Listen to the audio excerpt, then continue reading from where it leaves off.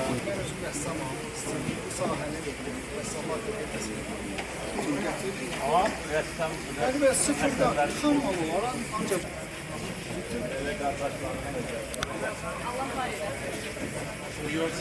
Teşekkür ederim. Laçın təsvirləri. Laçının tarixi, abidələri, Laçın borç. Tarihi abideler. Yəni çalışırıq ki, bu sahəni biz burada yaşadaq. Laçınlıların bir Dağlardan gözünüz duvarı ben Laçınlıyam. Alınan gündən buradayım. kaldırın da.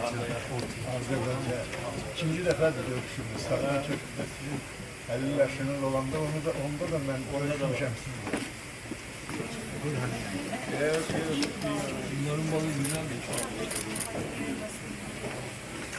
Çiçekler, bol, var bol. Three of us must have one bottle each. Next year it will be Hoş geldin. Bu arada sahne.